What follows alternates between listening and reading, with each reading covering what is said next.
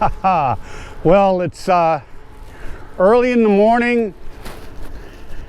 I guess it's around 7 o'clock.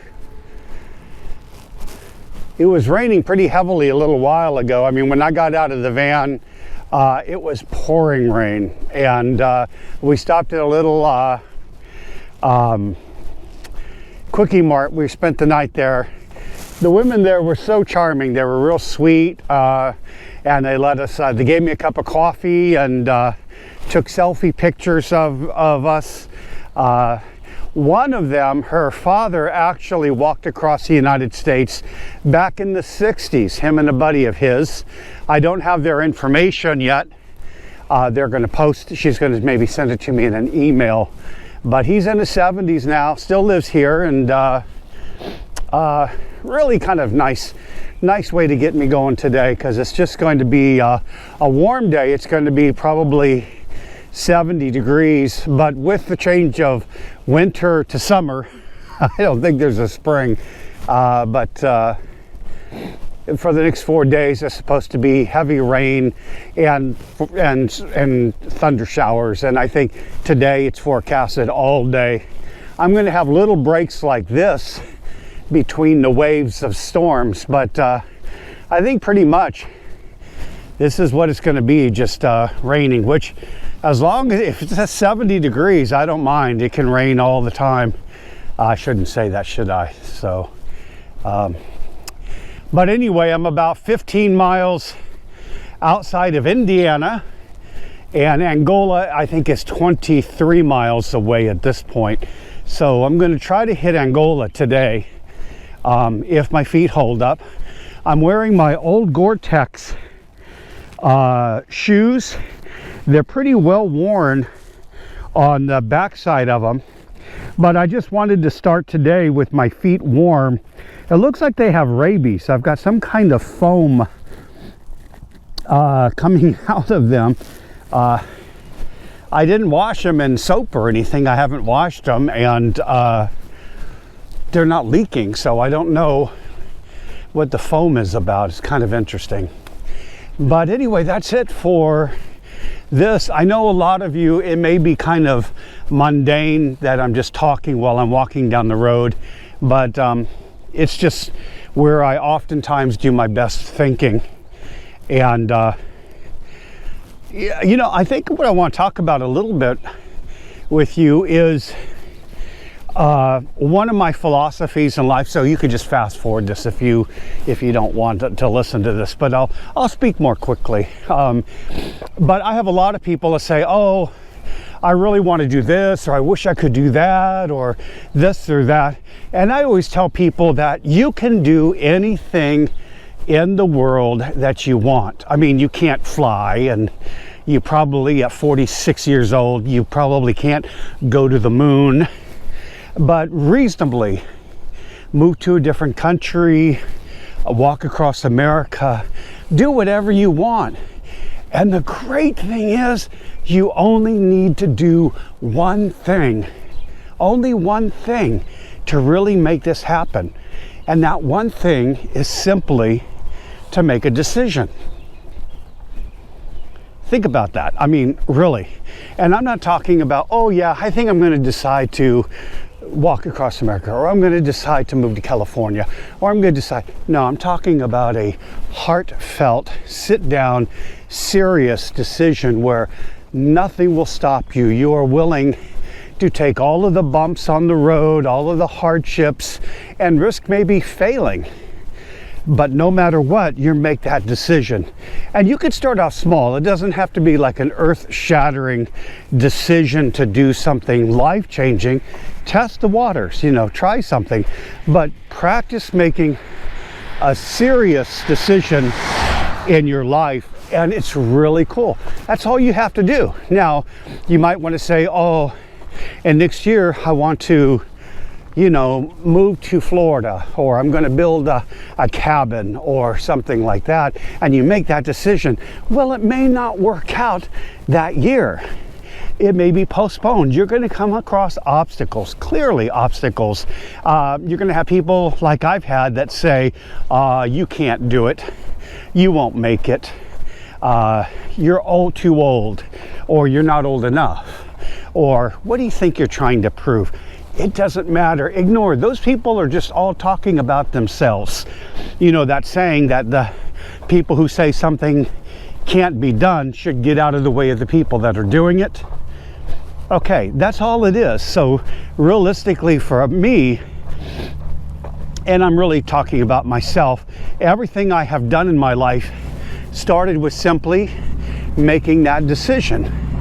And even more importantly, not having a backup plan. I kind of talk about that in this other video I have on I have a series called 5-Minute Fridays, which I don't do very often, but where I talk about never having a backup plan. And it ties in directly with this, and I won't go into it. Just follow the links or go to, in my playlist, my 5-Minute Fridays, and look for Never Have a Backup Plan, and you'll follow. And that goes hand in hand with this. But pretty much everything I've accomplished in my life, and I've done that. I've done really good jobs. I've owned 2 homes, nice cars, worked in corporate America, moved to other countries, did 1,000 miles of the Appalachian Trail, hitchhiked I think 7 times across the country, walked from one side of the Grand Canyon to the other several times. I've done some extreme climbing in Yosemite and Devil's Tower, whitewater kayaking, but all of this does happen simply because each time I just simply made a decision and dealt with whatever hardships. And when you think about it, whatever you're going to do, what's the worst that can happen? You go broke, you kind of get sick and have to go home, maybe live in your mom's basement and become a troll. I don't know. You can tell I don't like trolls. But you're not going to die unless your decision is to jump off a cliff into a pile of rocks. Then you'll probably die, but you'll succeed. So realistically, live your dreams. And I want to talk about one other thing, is the thing that keeps you from your dreams. And one of them, of course, is failure, failure, and self-doubt. But one of the other things that keeps you from succeeding is the greatest fallacy in America. And we have learned this very important lesson, and I've been talking about this forever and ever and ever. The greatest fallacy in America that kills people's dreams, prevents them from taking chances. The greatest fallacy is simply job security. People honestly believe in job security. Now, unfortunately, millions and tens of millions of people have found out during this virus that you don't have job security. But on a regular, before the virus, people lose their jobs all the time. They pass up great opportunities to do things. Oh, I don't want to lose my job. It may not be here when I come back. You know, there's a million reasons. And then the company pulls the carpet out from under your feet, or the rug out from under your feet. You go to work one day and they go, oh, we've closed your division. Or I've had so many friends of mine that say, hey, I was laid off or let go, forced to take early retirement. Or the company moves out of the United States and does labor in Mexico or China and shuts down your company. You get fired because you do some bonehead thing that is just human, and you do. There's so many reasons. Companies are not loyal to their employees.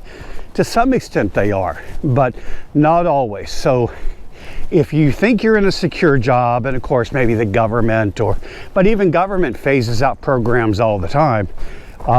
Military, okay, that's probably a good one. But anything else, I'm not saying that you should just quit your job and go to San Francisco, but think seriously of what's really important to you and live your life that way and take some chances. And again, I'm not talking about doing it like I'm doing it right now. You can do baby steps. Start with very simple things that you normally don't do. Do what I call a pattern interrupt. And that is basically, you've got your routine. We're creatures of habit.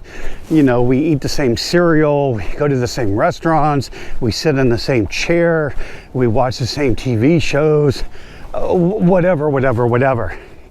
But break that pattern, even if it's just once a week. Decide to do something that you've never done before. It doesn't have to be anything major, but it's enough to prove to you that you can do things by simply making a decision, an absolute decision that you're going to do it and follow through with it. On with the program. Yeah. Okay, we're out of Ohio, and look where we're at, Marvy. Indiana. Made it. We made it another state. We made it through another state, Indiana. And it's okay for us to not social distance. We just decided we're going to take that chance and not worry about social distancing between us. But yeah, this is Abraham Lincoln's boyhood home. It's a Hoosier president, Benjamin Harrison. We call him Ben. And we're on our way to Elkhart, Indiana. Should be there in about 2 or 3 days. So far, let me see, we've walked through Massachusetts, New York, Pennsylvania, Ohio. That's 4 states out of 12. And this will be Indiana. So, and it's springtime. Yeah, I wish it can change the weather. Yeah, I want it to be warmer. Not only warmer, but a little bit drier would be nice. We've had about 2 days of pretty heavy thunderstorms and constant rain. This is the first day I'll be starting off dry. Yesterday it was just torrential rain a lot of the day. So, but it's okay, we're here. I got to get walking, honey. Okay. Bye. Marvy's gonna go. What? Oh, I got to take Marvy's picture with her camera. And Jackson's over there. Okay, so this is the way I'm gonna go.